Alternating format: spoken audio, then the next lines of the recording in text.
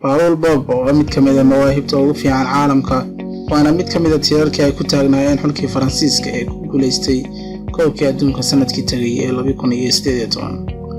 Haddaba muuqaalkeennan waxaynu kaga bogan doonaa taariikh nololeedka xiddiga Paul Pogba. fadlan subscribe channelka Isha Ciyaaraha si aad ula socotid muuqaaladayada ugu dambeeya.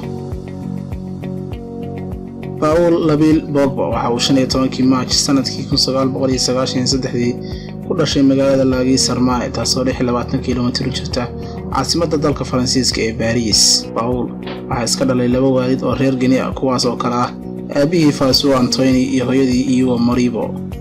Paul Pogba waxa la dhashay laba wiil oo ka weyn kuwaas oo ah mataano lagu kala magacaabo Florentine iyo Matthias oo ku dhashay waddankiisa hooyo ee Guinea. Paul Pogba waalidkiisa oo faqru ah awgeed waxay u soo haajireen dhankaas iyo waddanka Faransiiska. Paul Pogba yaraantiisii waxa uu aad u jeclaa inuu marun ka soo muuqdo garoomada kubadda cagta. Markuu jiray 6 sano waxa uu ku biiray kooxdiisii ugu horreysay oo lagu magacaabo US Racing taasoo ka dhisan magaalo dhowr meel u jirta magaaladii uu deganaa. Kadib 7 sano oo uu la joogay US Racing waxa uu uga sii biiray kooxda US Torcy halkaas oo uu kabtan u ahaa da'yarta 13 jirada.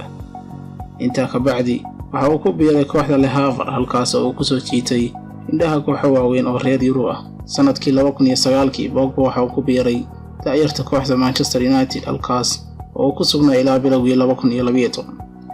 bishii January sanadkii 2012 wuxuu Pogba u saftay United ciyaartiisii ugu horreysay ee Premier League kulan ay kooxdiisu wajahaysay Stoke City. xilli ciyaareedkaas Pogba waxa uu saftay 3 kulan oo qura. bishii July sanadkii 2012 Pogba waxa uu ku biiray kooxda Juventus. xilli ciyaareedkiisii ugu horreysay ee halkaa joogayna waxa uu soo bandhigay qaab ciyaareed aad u wanaagsan. sanadkii 2014 Pogba waxa uu ku guuleystay jaaisada Golden Boy taasoo la siiyo da'yarka ugu fiican caalamka. sanadkii 2015 waxa uu kooxdiisa ku hogaamiyay inay ku guuleysato koobka Talyaaniga ee Serie A iyo weliba finalka koobka Champions League. Pogba 4 sano oo la joogay All Lady waxa uu saftay 178 kulan waxaana shabaqa soo taabtay 34 jeer. sanadkii 2016 waxa uu lacag rikoodh oo gaadhaysa 89 milyan dib ugu iibsatay kooxdiisii hore ee Manchester United. xilli ciyaareedkiisii ugu horreeyay waxa uu Manchester United kula guuleystay Europa League iyo xilliga loo yaqaanay Capital One.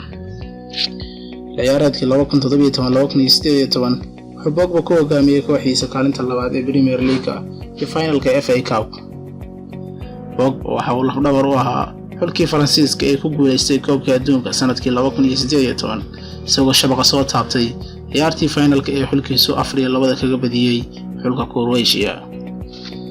hadda oo lagu jiro 2019 Pogba waxa uu rajaynayaa inuu koob badan kula sii guuleysto kooxdiisa Manchester United. taasi waxay ahayd taariikh nololeedka xiddiga Paul Pogba. waad ku mahadsantihiin daawashadiina. fadlan ha ilaawin inaad subscribe saartid channelka si aad ula socotid macluumaad badan oo ku saabsan caalamka kubadda cagta.